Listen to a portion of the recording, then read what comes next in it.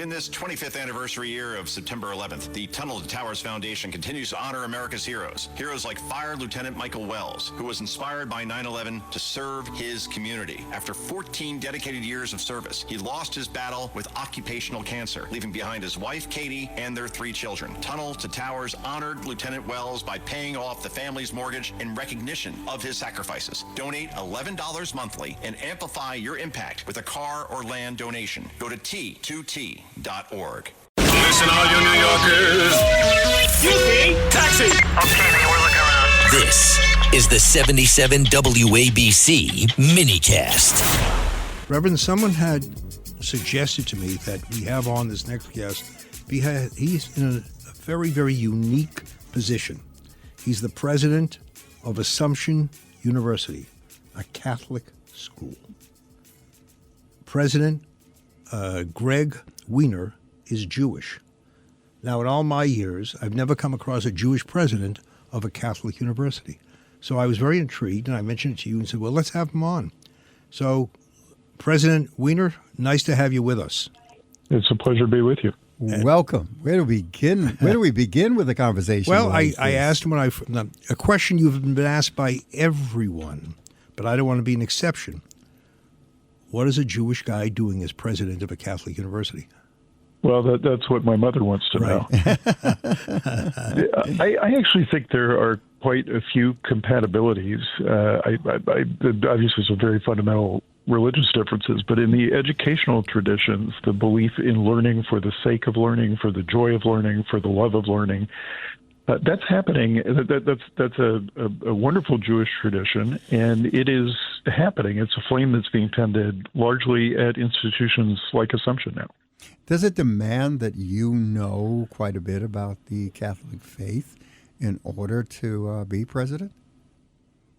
Well, I certainly have learned a lot about the Catholic faith and about Catholic theology. It's what's most important is how we are talking about what it means to have a Catholic intellectual tradition and a Catholic educational mission.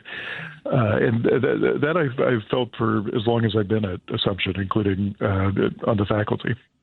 Now, Catholics are, you can read your way into Catholicism because intellectually they have really been foundational to the development and growth of Christian faith, Christian belief, Christian doctrine. Before the Reformation, the church for the most part was Catholic. So they have shaped intellectually the Christian belief systems. Have you encountered that? I think what I've encountered is again, without diminishing the fundamental theological differences, a deep compatibility between what the aspects of our traditions that are most pertinent to being president of a Catholic university, and that is. Again, the love of learning, but the key there is learning for learning's sake. That learning is applicable. It informs students' career choices and so forth. But most of all, there's just a joy there, and a joy in pursuing truth and appreciating beauty. And both traditions, as you say, are very intellectual. You can read your way, I think, pretty far into understanding Judaism as well. And there's a myth of Judaism that I think is true of Catholicism. Excuse me, when I say it's true, I mean there's also a myth about Catholicism that they are legalistic, and that misses so much of the beauty of the thought and the intellectual tradition of these two religions. Yeah. We were often criticized. Too many rules, too many legal principles. So I'm glad to see we have that common thinking. I want to ask you this. Right. Parents today looking for a school and students looking for a school, if you're Jewish, there's a heightened concern about the treatment of Jews on campuses. You've seen in many places, too many places. Some of those schools with great reputations, but when it comes to their view of Jews and Israel, it's hostile. And we've had all kinds of demonstrations. We've had kids who've been verbally assaulted, intimidated, prevented from going to classes. They don't have that at Assumption, I take it. We did not have any issues. I think the question that Jewish families, parents, and students alike have to ask is our tradition of learning, does it value the learning itself, which I think it does, or does it simply value a pedigree that is associated increasingly with institutions that candidly just don't want us there? I've been asked why were there no issues at Assumption, and the answer in my mind is very simple. Assumption focuses on education, and the students in that sense, and I mean this in an extraordinary sense, are normal. They have the normal interests of college students. They're going to class, they're doing their reading or their lab work. They're practicing on their sports teams, and I'm not naive enough to think they aren't doing getting into mischief and so on and so forth. But they don't think that they know the answer to every question. They're there to learn, not to shout at the world about what they think they already know. Yeah, that's interesting. You want to respond to that, Rabbi? Can I? So a Jew who is a student who's religious, who's observant, can that person feel comfortable on a campus? Would there be, for example, a mini Jewish community? So if you want to pray, you pray with a quorum.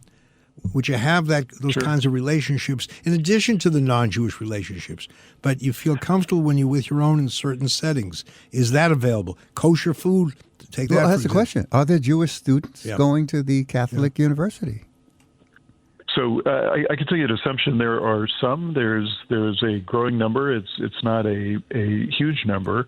I think a practicing Jew should feel not only comfortable, but I would say uniquely comfortable at an institution like Assumption. The divide to me in society, to the extent that there is one, is not between religions so much as between people who do and don't take religion seriously, whatever their beliefs might be. That's not to say that the beliefs don't matter, but I think there is a real mutual respect between Catholics and Jews who take their religion seriously.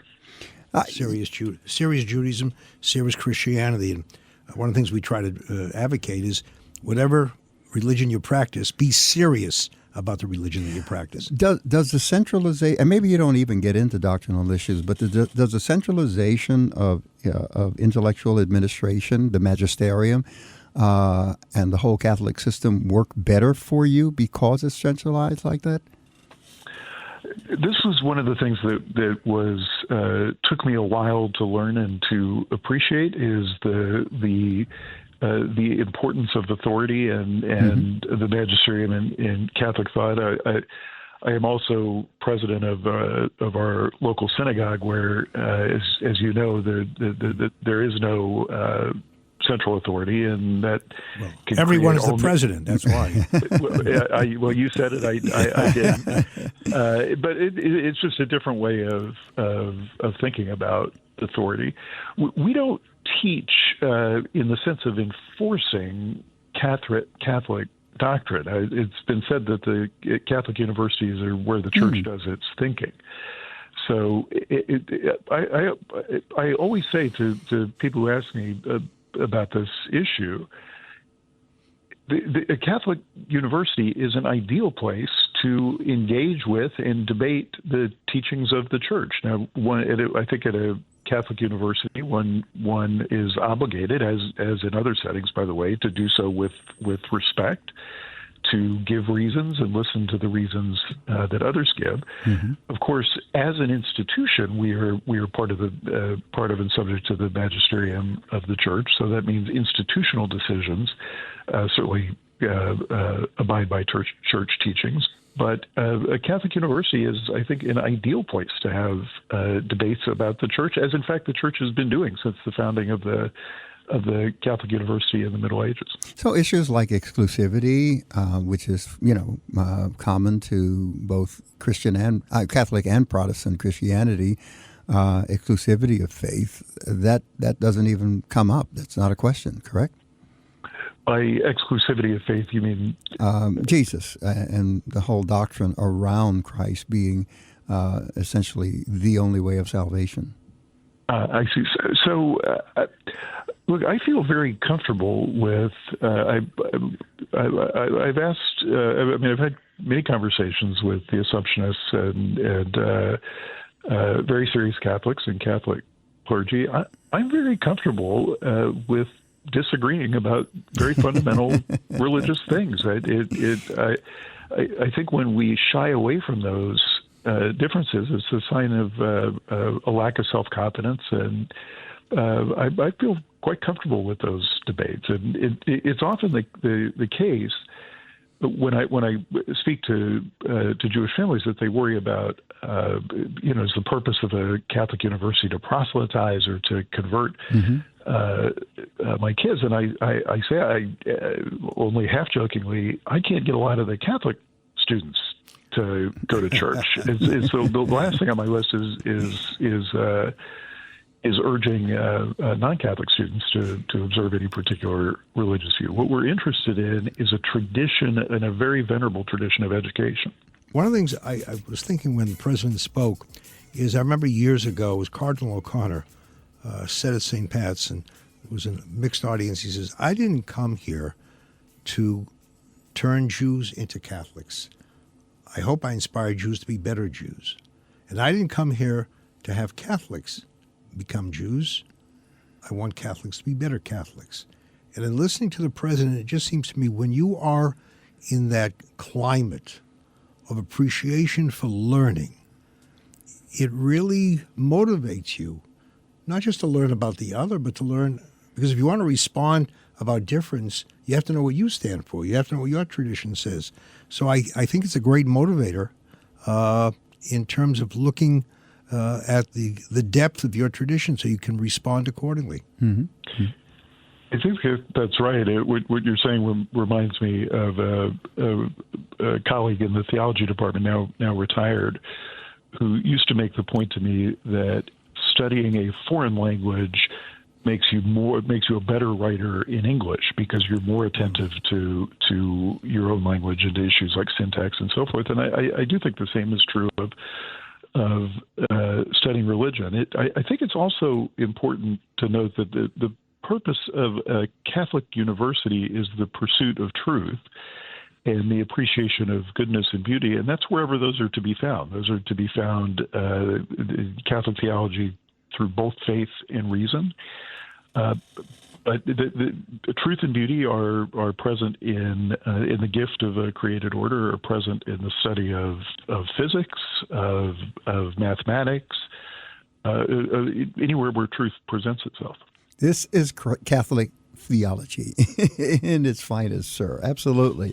I'm curious because typically within the Jewish tradition, there is a focus on that tradition without comparative religious studies. Mm-hmm. Was comparative religious studies a part of your tradition? Was it included in any way in your training? Not that I recall. I had a bit of an unusual Jewish education in that I did briefly go to Hebrew school, but mostly grew up in a small town where we were the only Jewish family. Mm. So we spent summers with my grandparents and went to shul with them and learned most of what I know about Judaism from them. Yeah, because I don't recall a lot of discussion of other religions. Yeah, the reason I asked, Rabbi and I have conversations, almost every day about our faith and our faith experiences. And he was sharing with me, he went to yeshiva, and there was not a component of comparative religious studies. Not at all. It was strictly around Judaism and the Jewish faith. And you know that President Weiner, Reverend and I, and clergy years ago, we were severely criticized for engaging in interfaith dialogue because we were told once you enter that arena, you're going to let your guard down. You're going to dilute the teachings just to accommodate the other side, just to be friends with the other side. And I never found that to be the case. I welcome it. As a matter of fact, I think an assumption, didn't I read don't you have an annual interfaith lecture? We have a lecture named after Rabbi Joseph Klein, who was a legendary rabbi in Worcester and was very involved with Right. Assumption. The idea that one must keep one's guard up is that's what you say when you feel when you don't have confidence in your own ideas. Absolutely. And your own religious faith. I think people with self in the same way that people who are have both confidence in and humility about their own ideas enjoy disagreeing with other people about all kinds of ideas. Has this exposure to the Catholic faith increased your appreciation for your own faith? That's a great question. I think it probably has. I am not. I'm probably not on anybody's short list for the Tzaddik Ador, so I don't want to hold myself up as a paragon of religious virtue. But the ways in which the physical bodily aspects of ritual are similar. The ways in which the centuries and millennia of disputation are similar. I think has increased my appreciation for Judaism. Yeah, because we talk about that often, Rabbi. Yeah. The wrestling with the texts and two schools of thought and how those schools would go back and forth. Which to some extent is countercultural because we live at a time where diversity of thought is not welcomed in some quarters. You know, you're entitled to my opinion, not to your opinion. You go on the internet. This is the position people take. Don't you dare disagree. And if you disagree with me, I'm going to denigrate you. I think at Assumption, the unique experience there is you welcome the intellectual challenge. You look forward to discussing difference. You don't take the position it's only my school of thought. I want to hear your school of thought. I disagree with it. I walk on a different path than you, but there's room for you to be here and I can be here. Am I right? Well, I think you are right, and one of the beauties of the Talmudic tradition, and I know I need hardly say this to a rabbi, is that they're the two famous schools of Hillel and Shammai, and Hillel always prevails. And one of the traditions about why is it that Hillel always prevails is because his students made an active effort to understand what the House of Shammai was trying to say. And I tell students that there are three virtues associated with learning. One is humility, so I don't know everything, and I want to learn things I don't know. The second is courage, which is if I think something different from everyone else in the room, I'm willing to raise my hand and say so. And the third is charity, and that's to say when someone disagrees with me, I listen for what they're trying to say. Not for what might offend me, not for anything acrimonious, but try honestly to understand what it is that they're trying to say. You know, what did you teach, by the way, before accepting the presidency? So my academic training is in the political thought of the American founding. So I taught American politics, and both theoretically and institutionally. And I don't teach now. I since I went into college administration, I've taught one class and thoroughly enjoyed it, and I deeply miss it. But felt like the normal pace of activity, like that I wasn't giving my. The Marine Toys for Tots foster care program is bringing hope to children who need it most. Every 2 minutes, a child enters foster care, often with only a small bag of belongings. More than 400,000 children face trauma and uncertainty, many before age 8. This May, during Foster Care Awareness Month, Toys for Tots is creating Room for Joy. In 2025, nearly 375,000 children received comfort through toys, books, and essentials, reminding them they are not alone. Donate now and change a child's life.